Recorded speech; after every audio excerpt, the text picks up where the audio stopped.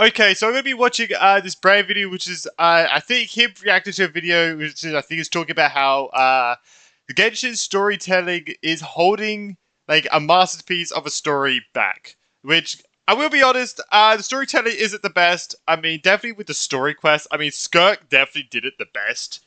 But I don't get why for so long they were so focused on only getting one cutscene for story quest. I'll never get it. Like even for like quests like Silali's, like when they were escaping that dungeon, that could have been a cutscene. With Escoffiers, when they were escaping the dungeon, that could have been a cutscene, or the domain, that could have been a cutscene.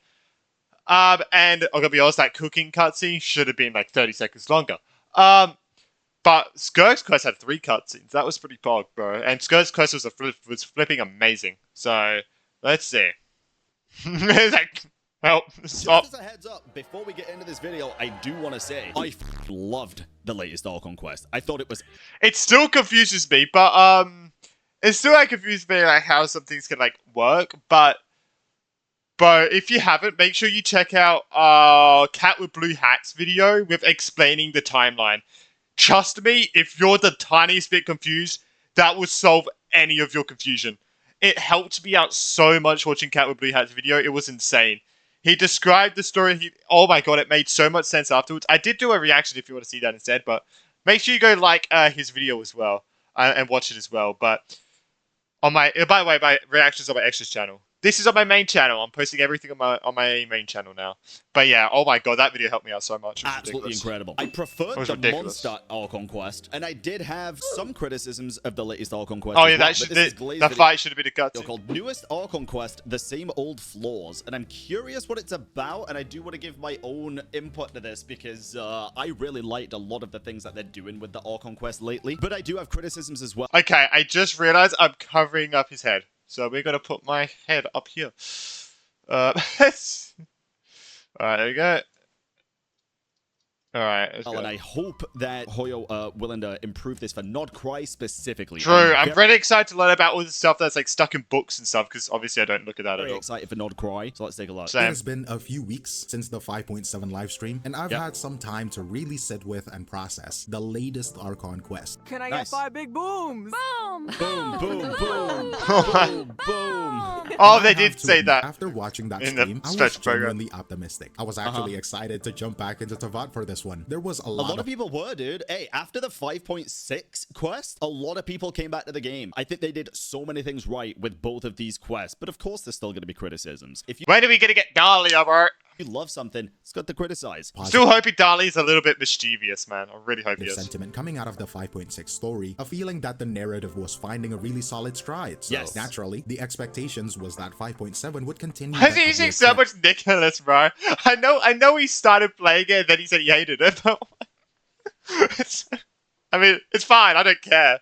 But it's like, it was funny. All of the I think it did. I think it definitely improved on the narrative in terms of the in-game lore and the story itself. I do. Promotional materials seem to confirm that as well. We were promised the return of the Traveler sibling, and of course, the return of Dainsleif. There is a sort of unwritten rule among the a very nice non-voiced Dainsleif. He's very muted in this quest. I think he might have just been a bit shy in this quest. Might have just been a little bit shy. When Dainsleif shows up, the story is about to get serious. It's gonna be another year till you get to hear his English voice again, by the way.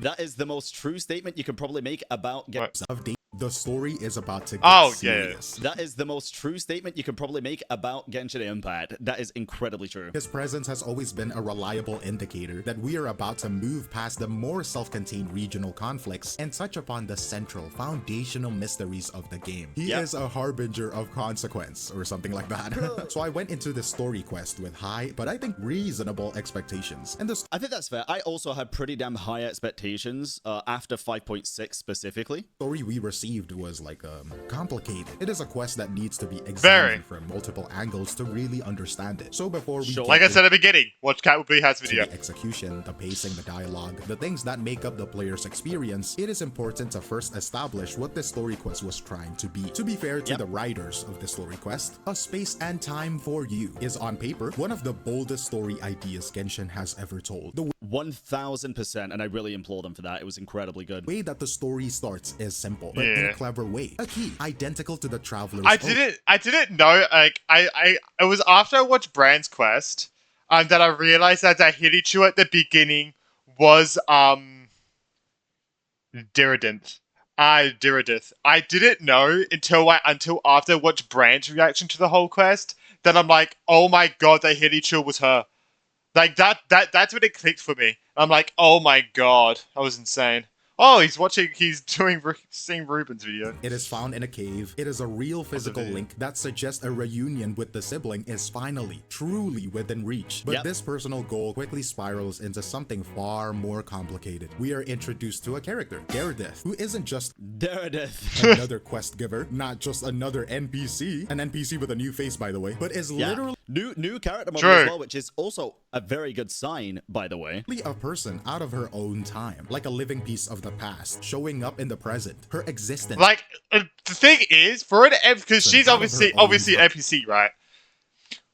What like with the face, with the eyes, you know, like obviously we all know NPC designs have the smaller, more straight-looking eyes, right? But while the playable characters have bigger eyes, she has the bigger eyes, which is like that means that's like she's important to the story when she has bigger time, like a living piece of the past, showing up in the present. Her existence creates a time loop paradox, where an event seems to cause itself, and this becomes the main engine for both the plot and the deeper ideas. All of this builds up to one of the biggest reveals about the lore in the game's history. One of my biggest criticisms is still with this part of the quest in particular, bro, and I'm assuming he's going to go over it, so I'll save it for that Half the fight was just the stadium shaking from a distance.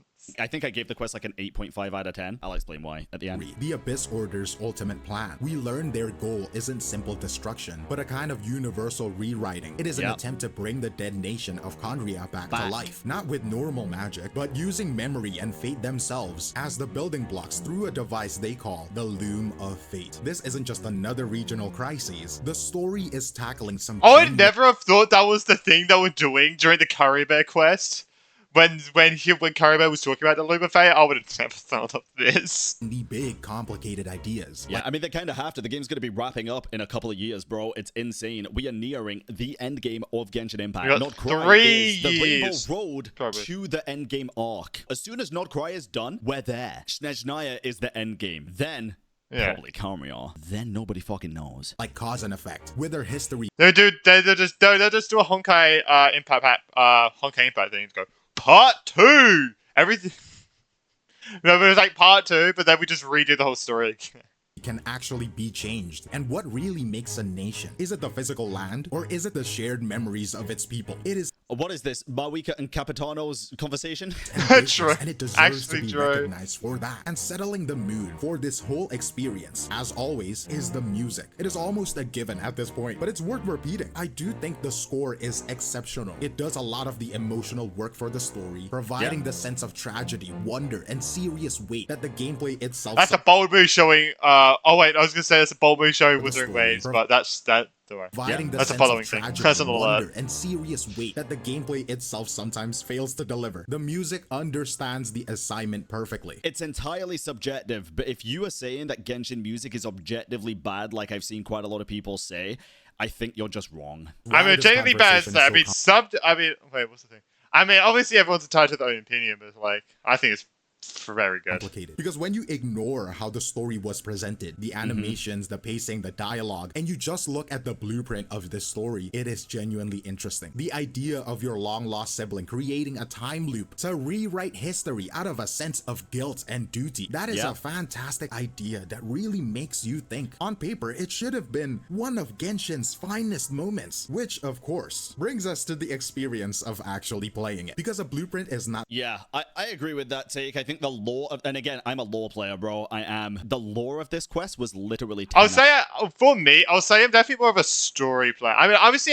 for me, I definitely do care about the lore, but I'm a person that never deep dives into it. The most I watch now is Brand online doing the quests, and then probably him reacting to an Ashikai video and posts it to YouTube, and then I'll watch that. But other than that, I don't deep dive into it. So yeah. For the new HSR quest, though, I need to watch a HSR video because I was, yeah. I think the lore of, and again, I'm a lore player, bro. I am. The lore of this quest was literally 10 out of 10. At the final structure. And the central question we have to ask is, how was this grand idea translated? Definitely with time and Ishtaroth and the Heavenly Principles like spying on us and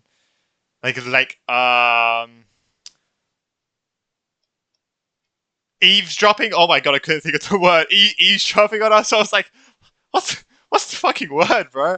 Like eavesdropping on us. Like the Heavenly Principles is fucking awake. She isn't asleep like we thought like the whole time. She is awake. But yeah, this definitely showed us a lot more of the story that we didn't know even existed. Definitely with time stuff. Like I thought the Traveler and Lemmy just fell down. They came in a freaking spaceship.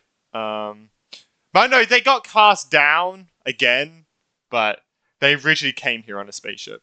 Well, I guess they got casted down. Into an interactive experience. I was getting this the two right things here mixed is up. where the fracture begins. The quest begins, as many of them do, with a significant period of what the community has affectionately, or perhaps not affectionately, termed the Yap Fest. This isn't just a slow start, it is a structural choice. You are sent on a chain of conversations, a breadcrumb trail where every breadcrumb leads to another NPC who also happens to know nothing. I've heard there's Hey, good man, and bad did you yapping, see obviously. anything suspicious? No. Maybe I'm misremembering in 5.6. I know it happened in 5.6 where the quest started very quickly. Did this quest start slow? Oh, it did, didn't it? I don't think we saw Dane until like an hour in, right? I don't think the actual quest started slow. I think because it was such a... I mean, it's not.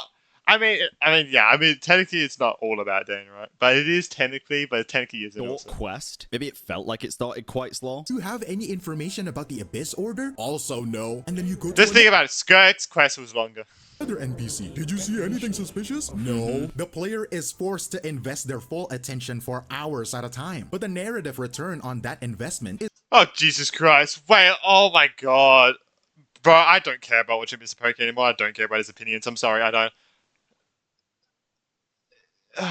close to zero for weird. a significant portion Really? of the runtime. The Fair. build-up isn't just slow, it is static. And it is important to understand that this isn't a bug, unfortunately. It is a feature. It is a part of a design philosophy that seems to rely on a powerful psychological principle, recency bias. Have you That is a big point for a lot of people, myself included, and I try to make that clear whenever I like rate quests at the end of them. A lot of the time I'm like, this is probably recency bias speaking if I think it is good, just like the 5.6 Archon quest. But even looking back now, bro, that was still my favorite Archon quest in the past like year. heard of that before? The model is consistent across multiple Archon quests. It was Or pretty good. Any other quest, to be honest, you have hours of this slow burn investigation, this padded dialogue, which then culminates in a short, explosive 15 to 20 minutes burst of spectacle and genuine plot advancement right at the very end. The Scott, human quest mind naturally places more weight on recent and emotionally intense events. That The Traveler not being voiced. Music to my ears. I think most of this is correct, Sorry. except for the part where it's like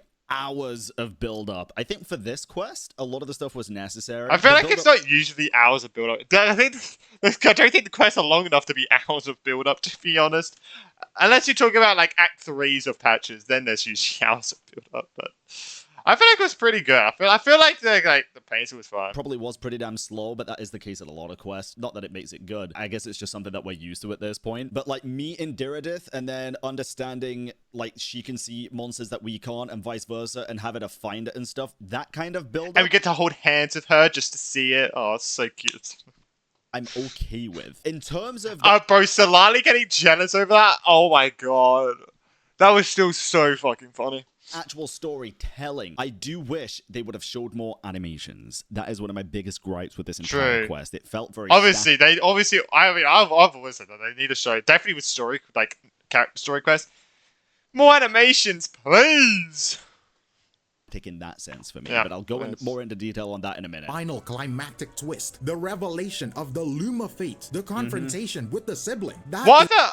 Oh, yeah, I was gonna say what other animations they could have done, but the Dane fight they could have is animated. what gets screen capped, what gets posted into social media, what dominates the YouTube thumbnails. It becomes the memory of the quest, and in becoming the primary memory, it effectively overwrites the hours of frustration that preceded it. It is a remarkably effective strategy for managing community conversation and generating hype, but it doesn't change the reality of the experience itself. It creates a fundamental disconnect between what the quest was to play, moment to moment, and what it vivid remembered as being. And it is within that disconnect between the tedious journey and the spectacular destination that we find most of the quest's significant flaws. So the foundation of the experience is often slow and dialogue heavy, but the problems That is true. And again, I I don't mean, sometimes they do obviously have to explain stuff. Like, sometimes it's like they have to explain stuff, which can be a lot of information. Which might seem some boring, but I guess it would mean more later in the game, right? And if you played the game, a lot of heavy dialogue could mean a lot if you've played the whole game. Which means like you might not find a lot of dialogue boring because like you're like, oh my god, but necessarily think dialogue heavy is a bad thing. It depends what the dialogue's about, right? Like if you just go into Yansan and she's like, yeah, can you go pick this up for me? And then you go pick it up and bring it back and then go to another NPC and then back and another NPC and then back and then the quest gets interesting, then yeah, that's a bit of a problem. persistent, that reminds me of Woo 1.2. almost dogmatic refusal to leverage the game's You're wondering own I quit visual that medium. quest. It is one of the oldest rules in storytelling. Show, don't tell. And It this is. quest, like True. many before And it, Genshin has been very infamous of telling and not showing. if not every one of it, violates that rule with a quiet, consistent dedication. It is the most egregious case. The most egregious case, of course, is Dainsleif. We are told after the fact that he single-handedly collapsed the Abyss Order's front line, which is a Oh, yeah, true. We are told that he did this, and we saw nothing of it, which is already one big point. And it's like Dane doesn't get enough screen time as it is. Bro doesn't show up on 100% screen true. near enough, in my opinion. What do you mean? We usually get to hear his voice during all the miscellaneous. Or how, I don't even know how you say that word. But yeah, get all the character combat previews. mental feat. It should be It sometimes says some pretty interesting stuff during them. a But defining moment that It should. recontextualizes our understanding of his power. And Yes. how is it presented? An NPC walks up to us and delivers it like a field report. Their front lines have lost. We don't see a single moment of the battle. The most To be fair, Dainsleif Quest is community name. I mean, it is, but there's a reason for that. It's because once a year he shows up and then fucks off for another year, so I think it's accurate. impactful character action in the entire first half of the quest Can I is give that? reduced to a single line of dialogue, a second-hand account. The player is Yep. denied the spectacle, and Dainsleif is denied a defining cinematic. And there is another time that I you just feel like they don't want to. I feel like they also don't want to show us too much of what he can actually do in combat. I mean, why do you think it took us 4, almost 5 years to see him going to combat once?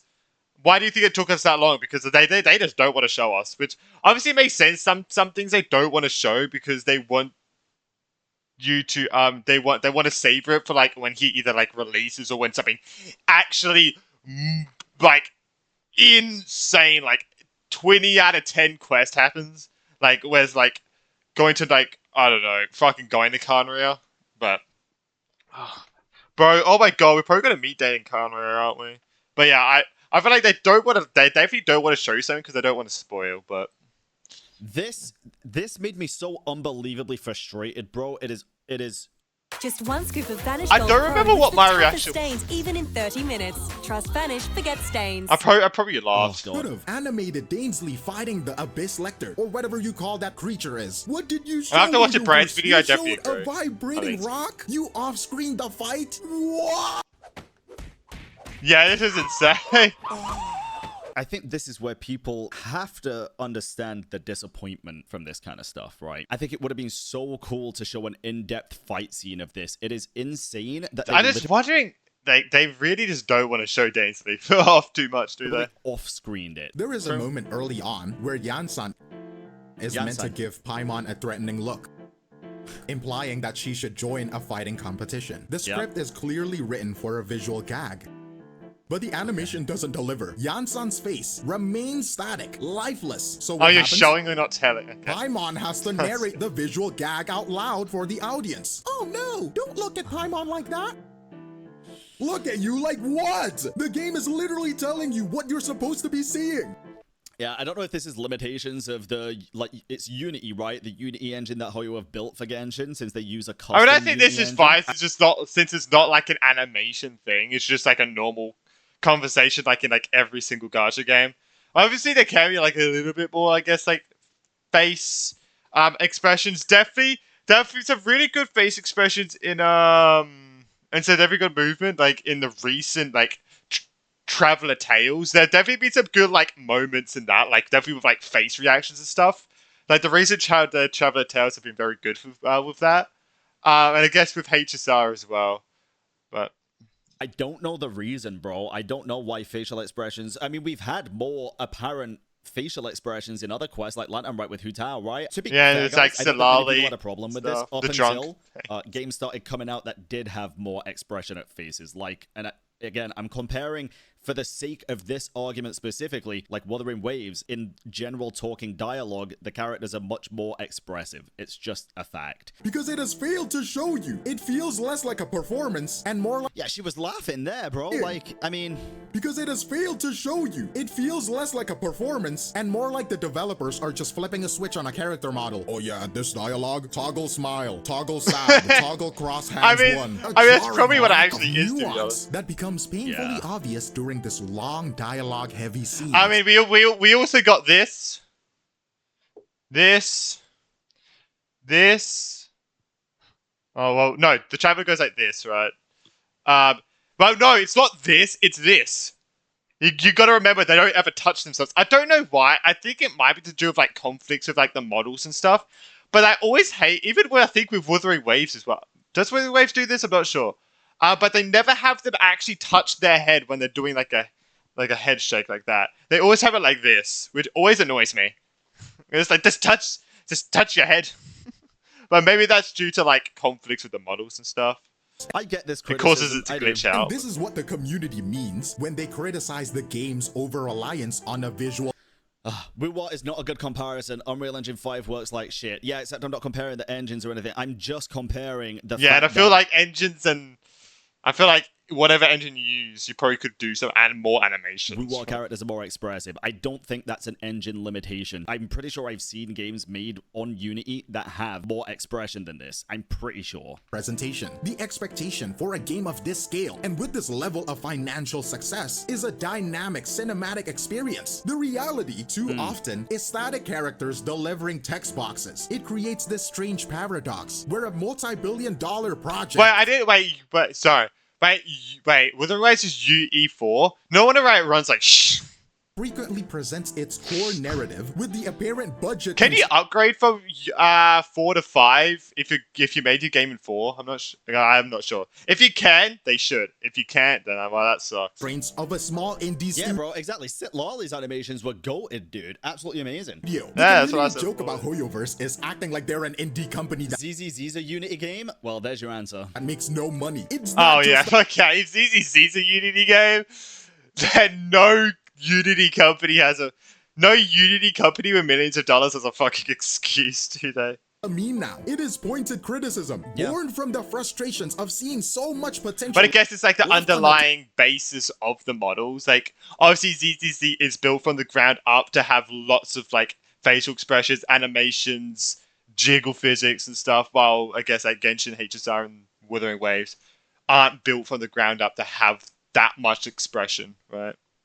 Year after year, but even the best presentation like, ZZZ's made for the fluidity of the characters. And save a script that works against itself. And that brings us to the writing, the words on a page. This is where the failure of immersion becomes even more pronounced. I think they should have made this into like a 5-second cutscene. I think that would have been so funny. It's like a 5-second cutscene. The traveler comes and knocks him out, and then ends. I've obviously kind of got it, but like an actual cutscene.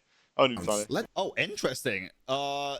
A failure of immersion becomes even more pronounced. To the writing, the words on a page. This is where the failure of immersion becomes even more pronounced. What are you talking about? Oh, interesting. This? If I'm remembering rightly, I don't think I had a problem with the writing of this quest. I really don't. I don't think I did either. I agree or disagree. Start with the problem of the dialogue bloat. The script in these story quests often feels less like a natural conversation.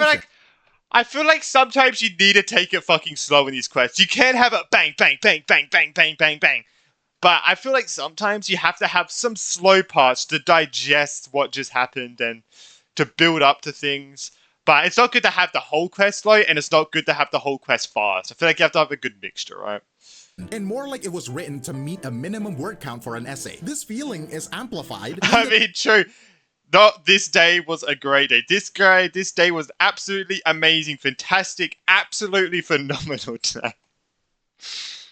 This day made me giggle. Fuck no. Text is delivered by, for the lack of better term, NPC number 249, a generic character model with a familiar, often used voice, delivering lines that serve little purpose other than to take up space on the screen. Nowhere is this more. But that NPC thing was funny because that was funny though. I think that NPC dialogue was funny. It's like how flipping excited he was and how we just knocked him out instantly. Apparent than in the entire stalemate section of the quest. It is a significant portion of the runtime dedicated to telling us that, essentially, nothing is happening. The section exists almost exclusively I think it only to give took up like screen time 5 to minutes. new Well, characters like take up too long. Setlali and Mavuika, who, by the end of the story, have contributed a jarring almost nothing to the actual resolution of the plot. I do feel like, for example, Yansan didn't really necessarily need to be in the quest, right? It could have been anybody. Sitlali's kind of an oddball for me because I feel like I feel like she could she could definitely help us out with how, obviously, with her communicating with the Knight. She knows what we went through. We literally know the same information. So Solani could be a help in the future because she obviously knows the same things that we do now because she saw everything that happened. And she obviously tried to talk to the Wyob or the Lord of the Night, sorry, and everything. So I feel like Solani could be helped because she can communicate with the Lord of the Night, right? Lolly, she said so much weird shit in the past that could add up to what we just saw, like the red, the color of danger is red, and then stuff about the sky and shit. I don't know if this is what she was talking about or something else, to be honest. Nah, I don't agree. Mawika and Sitlali had to be involved because ley lines and literally war on Natlan. I think Mawika for sure, yeah. Sitlali, yeah, but I mean, we didn't see Mavuika at all after that one interaction. again, Yansan, I'm just not. I think we 100% could have sure, seen 'cause her if they're gonna again, show at Yansan, least why not once show or all more. of the heroes, right? I just don't think that's a big problem. Not for me. One thing that I've started to really not like, and this has been going on for the past year, and I've definitely where voiced was my Auron? concerns on this multiple times. Oh, I'm he's just probably watering his vegetables. not a huge fan of the Traveler not speaking and Paimon repeating a lot of stuff. I do feel like Paimon repeats a hell of a lot of information quite often. It does kind of Yeah, feel sometimes I'm like, a lot of the time I genuinely just don't care. Sometimes I don't even think about it, but sometimes it's like, okay, Paimon. And sometimes Paimon just says something completely random. It's like, what the fuck did that even come from? But I do want to say, I mean, obviously, I guess, well, I think I've said this before. This, right here, is the Traveler speaking, right? I think we all know this is technically the Traveler speaking. Well, no, it's not technically. It is the Traveler speaking. I think what they want to do is make it immersive. Obviously, as we all know, I don't know why I'm saying this, but obviously they want to make it immersive, like you're the Traveler, right? So you say this like you're the Traveler. But obviously, it'd be nice if you said everything and you just sit back and relax. And I don't have to say a fucking word, and it would just be me sitting there. But it would be nice if everything was voiced. I think it's either, I don't think it's good to have something's voiced and something's not. I feel like you need to have everything voiced for the Traveler or everything not voiced. like they're trying to explain We would rather everything voiced. Get Zach paid. it to 10-year-olds. This is not lore for 10-year-olds. I'm sorry, it's just not. And it respects the player's time so little. Same, but that's been going on since 1.0. I know, and I know that's not going to change. That is. But I guess it's marketed to 10-year-olds.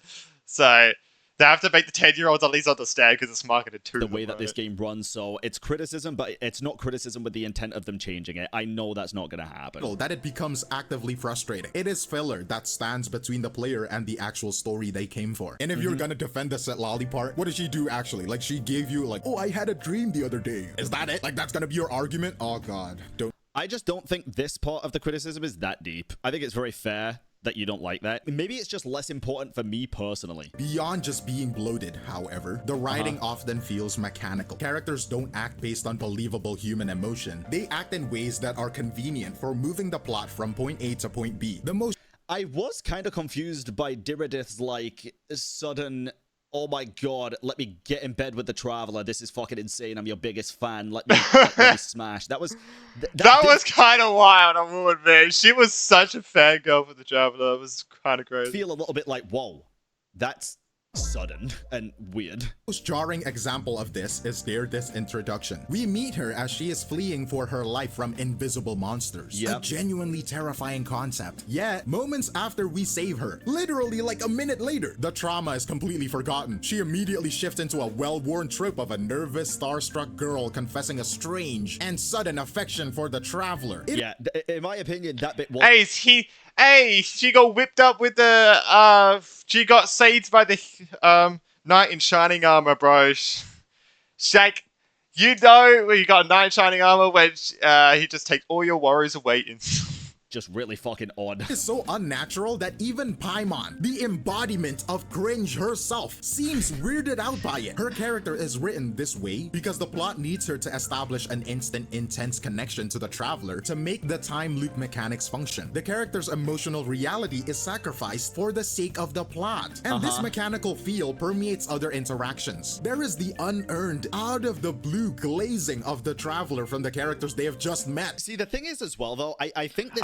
No, this one was funny though. This one was funny, and it was like I feel like it's fine to have people admire someone who helped save the entire nation. I feel like that's probably normal, right? I mean, in real life, like I feel like that would probably be like the same thing, right? And this was flipping hilarious. Actually, it does have... Oh, I was going to say hilarious. It was funny. Relevant plot points, because like... Yes, the Traveler helps a lot of nations, right? And a lot of people are like, oh my god, the Traveler's here, the hero of the world. And the Pine was like, oh my god, I didn't know it was that famous. It's like, okay, but every time we go to meet someone new, I'm like, oh my god, Pine was going to say, wow, we must be pretty famous, Traveler. I was like, okay, fine, but Jesus Christ, again. This is like the 10th time this month. Every time we meet a new person, that's what I'm thinking of. And I've called it out a ton of times where I'm like, Jesus Christ, can they just fucking chill? Like, the Traveler knows it as well. But in this quest, it was like, they were talking about like the nations that we've helped and stuff, right? And then the Traveler was like, what does that have to do with us?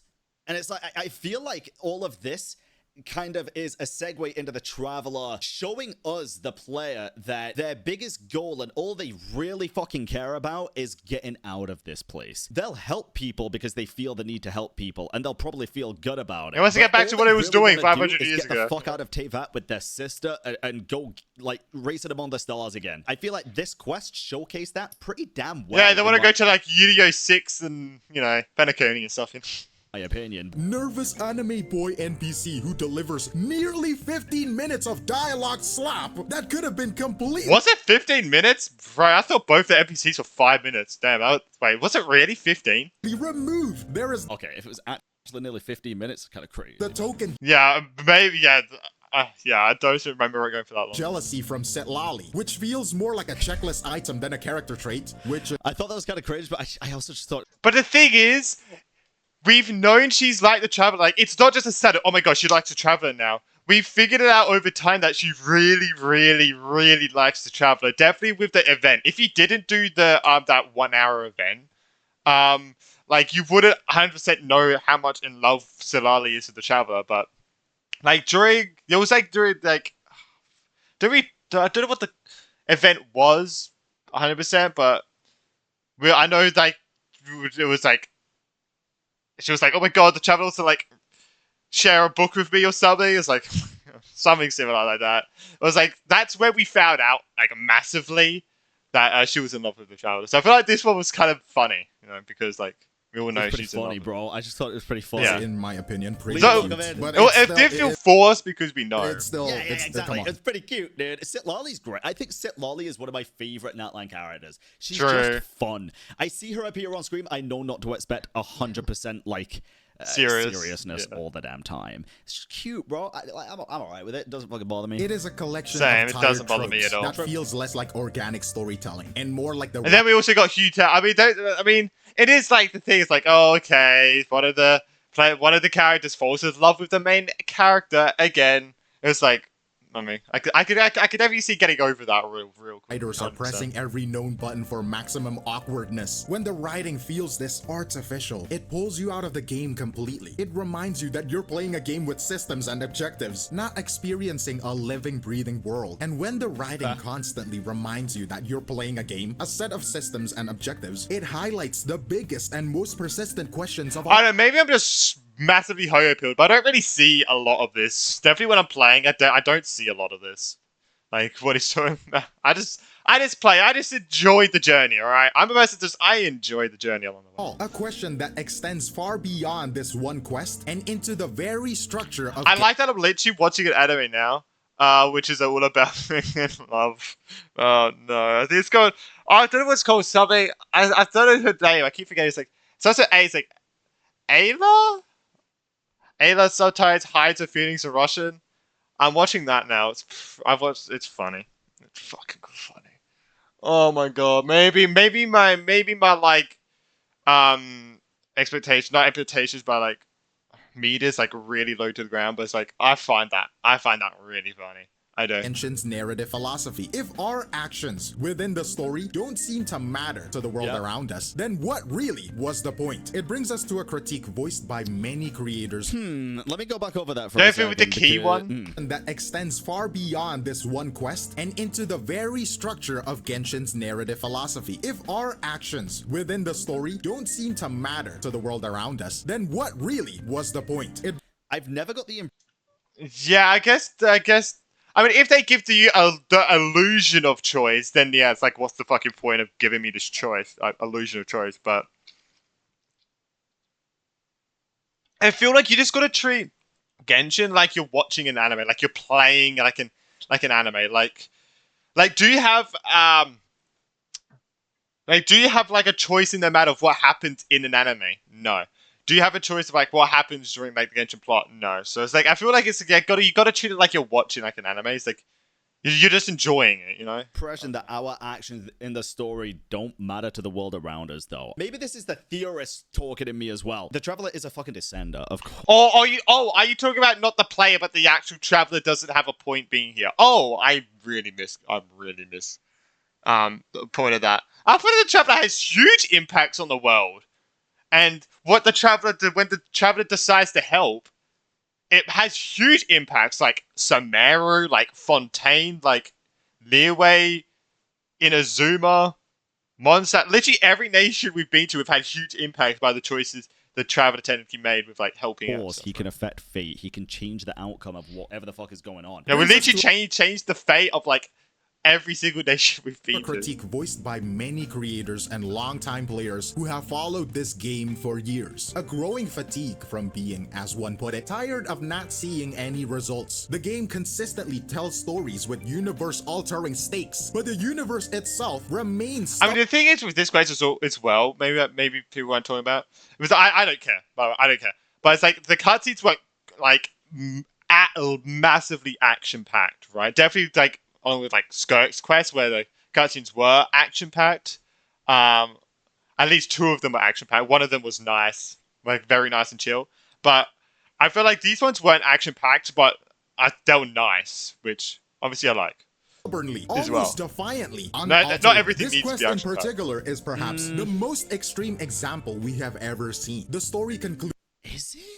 with the creation of the Atlas of the New World, a portable metaphysical blueprint for an entire lost nation. In terms of lore, this is a cataclysmic event. It is the culmination of the Abyss Order's centuries-long goal. It should change everything. It should change something. And yet, the moment the final dialogue box closes and you are returned to the open world, what actually changes for you, the player? Nothing. The world I mean, it's not finished, right? I mean, it's not finished. It's not completed yet. Or maybe it just got completed. I think because it's just not completed yet, right? Like when we get to Kanya, that's when it'll probably be like 100% completed. But I don't think it's fully completed yet. Obviously, they use some of Dane's deep memories and stuff, but It's true. Nothing does change. they should have got the Kanrian from Skirk's quest. You know, the one that was talking about like his past friendship with like Sergeology and stuff. They should have got him to discuss about his past because he knew a lot about like his the past, right? And I mean, I've had this kind of criticism in the past as well, where it's like, I would like to see some kind of lasting change in the world. Didn't you say the same thing about the Natlan War, an actual change? I think the one thing like the quest, I think the few quests that you do that actually has like a lasting impact of like the terrain and the world around you. Probably like I remember doing some of the Samaru mech, like with a huge Kanria mechs in Samaru, and then like it changes the landscape of the desert a little bit. I do remember doing that. And I guess there was the Saru Island in Inazuma, or the that place. I've never done that quest. I think I've only done probably like a tenth of it. But I think that quest has some lasting impacts. But the world, yeah, it would have been very cool. It would have been very cool for like parts of destruction to still be there and see characters like rebuilding, and then the next patch it's rebuilt, for example, instead true.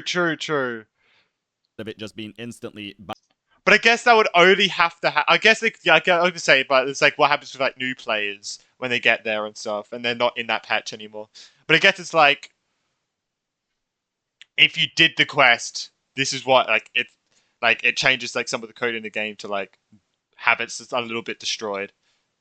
Right. Exactly how that's like only if you do the quest. It was. This epic achievement, the result of all your effort throughout the quest, is effectively stored away in a narrative filing cabinet. It has no tangible impact on your ongoing journey, no visible footprint on the world. I mean, I think it's because we're probably going to get an update on it in a year's time for the next day quest, right? Because that's how it usually works. But I obviously we're not going to see new Kamriar yet. We're just not, or at least it's not going to be in the game for us players to see and play. Until like 2 years for the Kamriar chapter that we saw with the Teyvat chapter storyline preview. So I guess it just doesn't happen. It got replaced with Nodkra. Expected that. It seems like a very obvious thing, but. I do agree with the gist of the comment. Not the reasoning exactly, but I agree with the gist. I would like to see some permanent changes in the game world for something. World you are supposed to be saving. And this raises a fundamental philosophical question about the great Kamriar. I know, but that's what I'm saying. Like we're not going to see that shit. Even if it was created now, we're not going to see it. We're nowhere near the Kamriar chapter. We're 2 years away. Game's entire approach to narrative design. One that has sparked endless debates within the community. No, I would say it's still 2. No, I would say, it's still 2, actually. No, it's not 3 years, it's 2 years, technically. Because 1 year from now will be almost Shaznia, and then another year after that will be almost Kamriar. On one side, there is an argument. Sorry, I'm sorry. Actually... consequences are there, but they aren't meant to be obvious. They exist in the lore of a new weapon description, a line in an artifact set, or in a very specific world. This is stuff that I'm hoping they fix with Nodcry, and I have faith. World quest that might appear a year down the line. In this view, it is the player's responsibility to do the homework, to be an archaeologist of the I'm story never doing that. and piece together the impact themselves. The other side argues that this is an abdication of storytelling responsibility, that a main story quest, the central pillar of the narrative, should be a self-contained experience with visible, meaningful consequences. That a player shouldn't have to read an item description to understand the impact of saving, or in this case, recreating a nation. But when the consequences of your actions are rendered entirely invisible in the world you inhabit, it makes the stakes feel hollow. It creates a story that exists in a vacuum, completely disconnected from the game you actually play. Our actions feel less like world-changing events and more like fleeting, meaningless gestures. If a story has no tangible... because what artifact, if the people actually into that, why would an artifact have like a random flower would have like a description underneath it, you know? Echo in its world, did it ever truly make a sound? And that question of whether a story truly makes a sound if it has it definitely feels like it's more designed for the consumer and not for the actual world itself. Echo, it brings us to the heart of the matter. Ultimately, the 5.7 Archon quest is the perfect encapsulation of a story at war with itself. On one side, you have this incredible narrative ambition, a desire to tell complex, mature stories about causality, fate, and memory. And on the other side, you have an outdated, passive execution that constantly undermines that ambition. The great idea is always fighting against the slow pacing, the lifeless presentation, the mechanical writing, and a narrative structure that carefully isolates its biggest, most world-changing moments from a game you actually play. And to be fair, there are improvements here. The camera work in... Hey guys, no matter what you say, I think it has a lot of very, very valid points, and I think it's very well spoken on this matter as well, if I can keep it a buck. And either way, even if you disagree with some of the takes, this is just his opinion. It's not a fact. This is just speaking for the heart, bro. This quest is more dynamic than in older ones, if I remember correctly. The concepts that it tackles are becoming more mature, but these feel like small incremental upgrades applied to a foundation that retains the same core problems it has had for years. It is like applying a new coat of paint to a house with a cracked foundation. It looks a little better from a distance, but the structural issues remained untouched. It is why putting a rating on the quest like this feels so irrelevant. A 9.79 out of 10 minus 4 doesn't capture the specific nature of the first. Yeah, I love it's so bad when that's how people see your ratings, aka Mr. Pokey's rating. It's like you look at his rating and you take away 4 or like 3 or whatever, like 3 points or whatever, and then that's their actual rating. That's just weird how like you have to do like math to figure out someone's actual rating. The real issue here isn't that the quest is simply bad. The issue is the profound feeling of massive, squandered potential. Because literally no Amphorius no Amphorius main quest has been a fucking 9 out of 10, okay, for me. Like, the quests are too long for it to be a 9 out of 10 for me, man. I've rated it a 6 for as long as I can flipping remember, because the quests have been too fucking long. I should even give a rating for the new one. I think it was too, like, definitely confusing for me, like, the new one, but I was like, I definitely understood a lot more at the very end. So I'll probably give it like, well, obviously it's 5.5 is still too long. 4.5 is max for me, alright? So I would say I'll give it like a 7. Because it's still too long for me. Disappointment of being shown. Yeah, because again, I do think it was a good quest. I just think there were so many areas for improvement during the quest, especially related to when they could have shown cutscenes for a lot of different things. Genshin deceitful cutscene. Games deceitful cutscenes. Too much to ignore. A glimpse of what could be an all-time great narrative, only to have it delivered through a flawed and tedious experience. Genshin storytelling is clearly evolving, but this quest forces us to ask if the current model is truly sustainable. Does a powerful ending really justify a flawed and frustrating Not the Double Blade journey? anymore. Let's go travel upgrade. Ideas That brings me to another point, guys, and it's like, and this is a reason why I stopped playing HSR. It's like, if it's a 2-hour quest, it is what it is, bro. I'll sit through it. But when you get like a 10-hour long quest, and the first 7 to 8 hours is boring, for lack of a better word, or like monotonous, and then the last 2 hours are really fucking good, I don't really want to sit through 7 to 8 hours to get to 2 hours of good. And it's the same with any other video game, dude. If I play a video game, like a story-related video game, and it's like a 40-hour story, and the first 30 hours are boring and the last 10 hours are great, I'm just not going to play that game, dude. Just skip to the last 10 hours like for a video. Requires a fundamental, not just incremental change. Let me know your thoughts below. But that is all from me, Glaive Gio, and I will see you in the next one. Cheers. I mean, the argument of like Genshin, like, sorry, I was looking at this. Like the argument of like Genshin good, we were bad, we were good, Genshin bad is so fucking annoying. Thoughts below, but that is all from me, Glaive Gio, and I will see I like both games, alright? In the next one. Cheers. Hell yeah, Glaive. I think that was a good video, dude. I do. A lot of good points. There it is, guys. Make sure you go follow Glaive. Alright, yeah, obviously I have both of the videos linked in the description, brands, and, is it Glaives? Is that how you say so? But yeah. Let me know what you think of the Edge story. Obviously, my main criticism is always just more cutscenes, please. That's my main criticism and my, like, only criticism, to be honest. Like, I never really experienced pacing issues or anything with Genshin, I will be honest. Sometimes, like, I'm like, okay, sometimes it's dragging. Okay, sometimes do you have, like, issues, I guess? Like, sometimes I'm like, this is dragging on a little bit, I will be honest. But most of the time, I feel like I don't really feel like it dragging on at all. But maybe that's just me having really bad taste. But I don't know, I really like a lot of really good anime, so I don't know. I'm just a very easy person to please, alright? I'm just a very fucking easy person to believe. So take my views with a grain of salt. Take my opinions with a grain of salt, because I'm too easy to please. I will be honest. Oh my god, but yeah. Let me know what you think. Obviously, there's some things to improve. Just more cutscenes. I just love watching cutscenes. Yeah, peace.